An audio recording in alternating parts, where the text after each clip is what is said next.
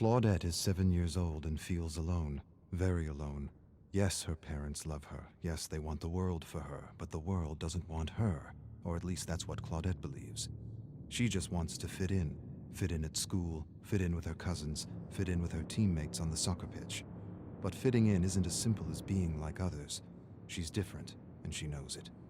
She feels slow, unresponsive, not quick enough to understand her teacher or keep up with her class. The librarian calls her addle-minded. When she talks, she stutters. Sometimes she loses her breath and has trouble recognizing when she's talking too loudly. But most of all, her teacher embarrasses her.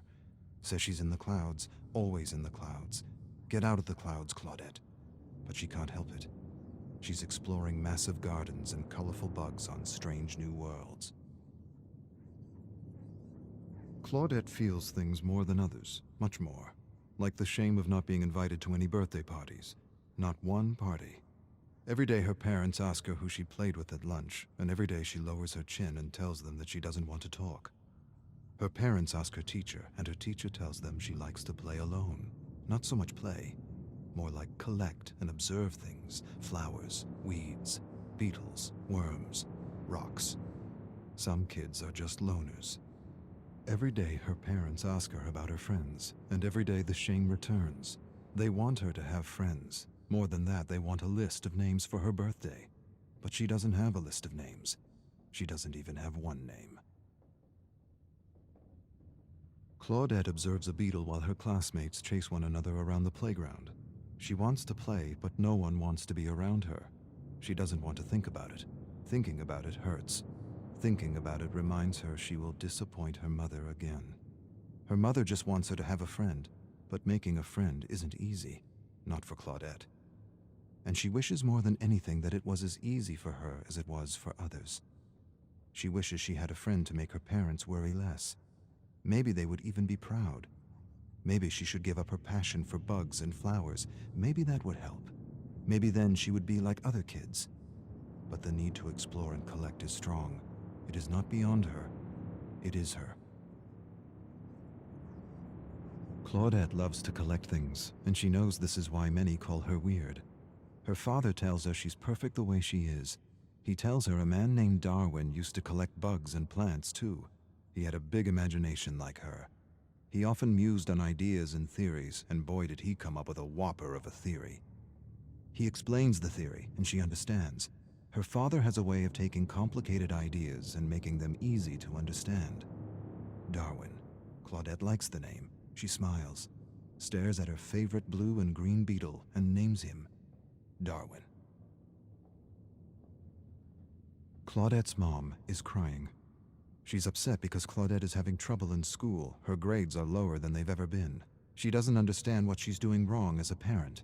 Her dad says she's doing nothing wrong. He says Claudette's wired differently, and that's okay. Her mom doesn't want her to collect plants and bugs anymore. Her dad says that's the best part of her, and he doesn't need a child who fits some bell curve. More than this, he defends her. He tells her mother that the greatest treasures gifted to the world were from those who didn't conform, who weren't normal, who didn't fit some outdated bell curve. Tolstoy, Tesla, Einstein, Shakespeare. Her mother doesn't care. A sudden cry escapes her lips. I don't want her to repeat the year. Claudette hides under the covers pretending to be asleep, pretending she can't hear the yelling. Her mother wants her to get special help, but her father doesn't want to alienate her. He's right. Claudette doesn't want the other kids to know she needs special help. They'll laugh at her. She'll figure things out. She promises she will. Her new substitute teacher, Mrs. Cahill, is helping her. A lot more than the other teacher who always said she was in the clouds.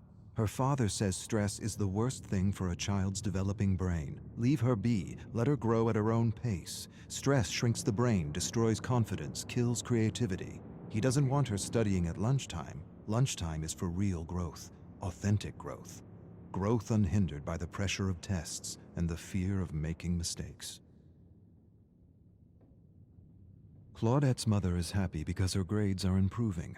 A single teacher can make a difference, can make all the difference, especially this teacher. Mrs. Cahill. Other kids call her strange and weird, but Mrs. Cahill isn't weird. She just gets it. She understands because she had a tough time learning when she was a student. This is why she makes an extra effort to help Claudette, to help her understand what she is explaining in class without alienating her. Claudette is happy because her new teacher is helping her, really helping her. She's learning new things every day. More than facts and vocabulary, she's learning how to learn, or rather, she's learning how she learns, and that is the key. But her teacher is doing something else. Her teacher is talking to her. She's talking to her about her issue, and how her issue is really a blessing in disguise if she can just learn how to succeed in a system that favors one type of smart at the expense of all the others. A system that frowns on taking chances or making mistakes, when making mistakes and taking chances is what is needed for learning, for true learning. Her teacher tells her that she has passion, and passion is everything. Claudette knows she's not like other kids, and she doesn't have to be. Things like bell curves and ideal student don't apply to her, and that's okay. The ideal mold is a prison for those wired differently, and her teacher has set her free. Her grades are getting better, and a test is coming. She writes, visualizes, and imagines everything she needs to remember, and somehow this works. The right teacher at the right time can make all the difference.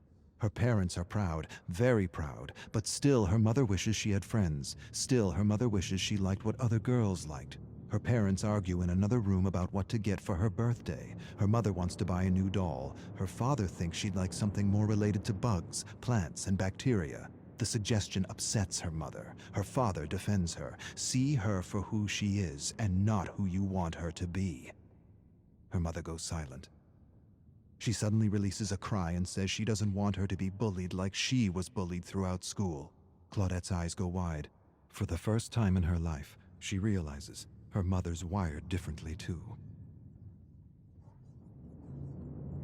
Claudette will be 8 years old tomorrow. She should be eager. She should be excited. She should be counting the hours, minutes, seconds. Instead, she is none of these. She dreads the moment she will have to open her gift. Every year it's the same. Dolls, crafts, jewelry. Nothing that means anything to her. Maybe this year she'll smile and pretend she didn't want a magnifying glass, or a collection of stones, or a set of books on botany. Maybe, to make things easier, she'll pretend. Maybe that'll make her mother less scared for her. Seeing her happy about her grades felt good. Real good.